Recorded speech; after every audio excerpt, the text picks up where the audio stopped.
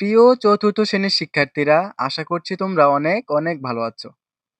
আজকে তোমাদের বিজ্ঞান বইয়ের জীবের বিদ্যু প্রজনন আজকে এই অধ্যায়টি আমরা খুব সহজে সমাধান করব।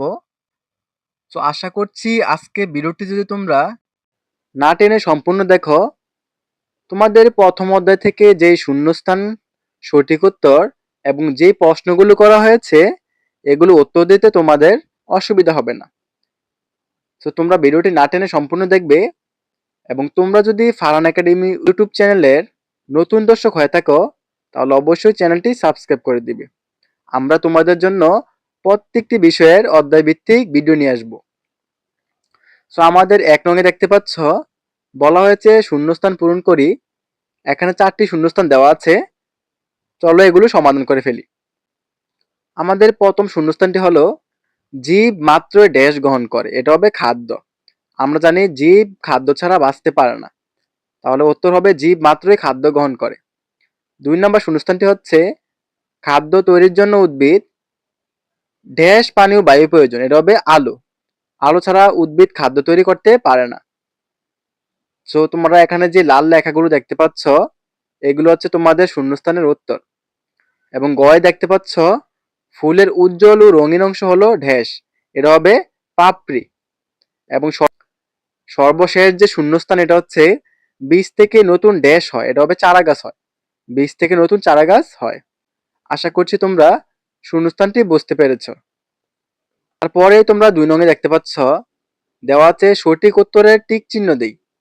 তার মানে এখানে তোমাদের প্রত্যেকটির মধ্যে 4টি করে অপশন দেখতে পাচ্ছ।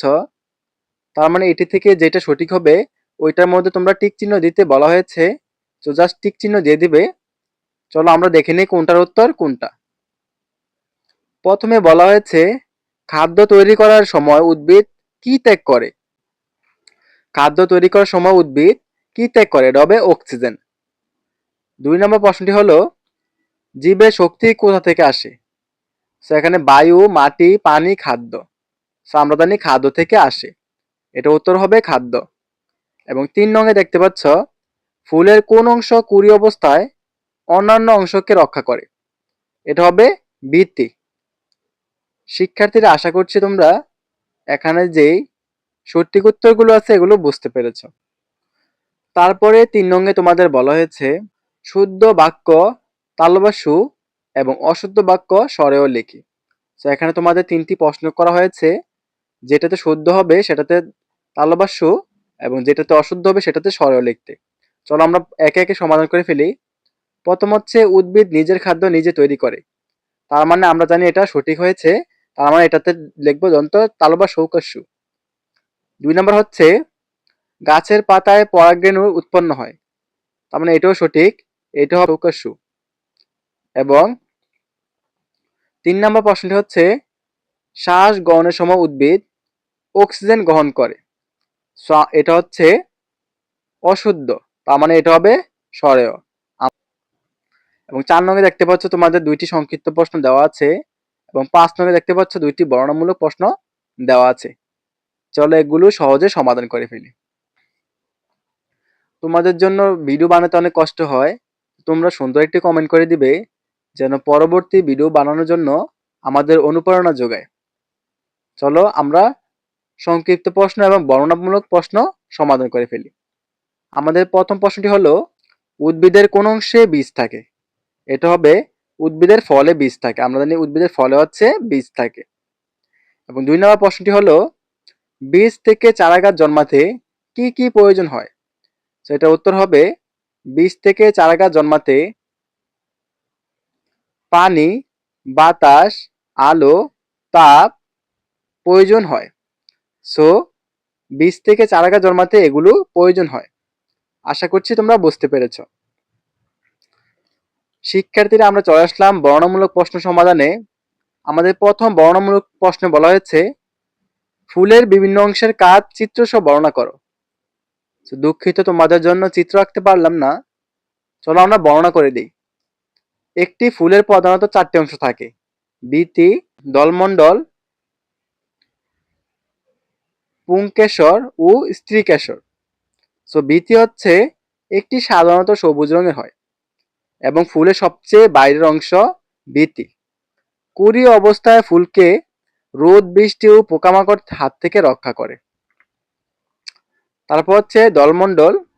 এটি ফুলের সবচেয়ে আকর্ষণীয় অংশ, যা বিভিন্ন রঙের পাপড়ি দিয়ে তৈরি হয়।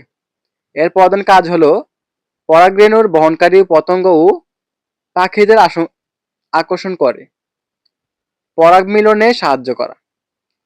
তারপর হচ্ছে পুংকেশর। এটি ফুলের পুরুষ প্রজনন অঙ্গ। পুংকেশরের মাথায় পরাগধানী থাকে, যার মধ্যে পরাগরেণু উৎপন্ন হয়। শিক্ষার্থীরা, আশা করছি প্রথম প্রশ্নটি তোমরা বুঝতে পেরেছ। আমরা 2 নম্বর প্রশ্নটি হচ্ছে, বাড়ির পাশের আম গাছ ও তোমার নিজের পোষা বিড়ালটির জীবনচক্রে কোথায় মিল আছে চিত্রসহ ব্যাখ্যা করো। চলো আমরা বর্ণনা করে ফেলি। আম গাছ ও পোষা বিড়াল দুটি জীব। আমরা জানি দুটিরই জীবন আছে, তাই দুটির জীবনচক্রে কয়েকটি বড় মিল আছে। চলো মিলগুলো দেখে নেই। প্রথমত হচ্ছে, দুটিরই শুরু হয় নতুন জীব সৃষ্টির মাধ্যমে, আম গাছের বীজ থেকে আর বিড়ালের মায়ের পেট থেকে বাচ্চা হয়ে জন্ম হয়। দ্বিতীয়ত, দুটি ছোট অবস্থায় বড় হয়, আম গাছে বীজ থেকে অঙ্কুরোদ্গম হয়ে। শিক্ষার্থীরা, আশা করছি আজকের ভিডিওটির মাধ্যমে তোমরা তোমাদের যে বিজ্ঞান বইয়ের প্রথম অধ্যায়টি আছে এটি সম্পূর্ণ বুঝতে পেরেছ। পরেও যদি বুঝতে অসুবিধা হয় অবশ্যই কমেন্ট করে জানিয়ে দিবে, এবং তোমরা যদি এই চ্যানেলের নতুন দর্শক হও তাহলে অবশ্যই ভিডিওটি শেয়ার করে চ্যানেলটি সাবস্ক্রাইব করে দিবে। সো আজকের মতো এই পর্যন্তই। ভালো থাকবে। আল্লাহ হাফেজ।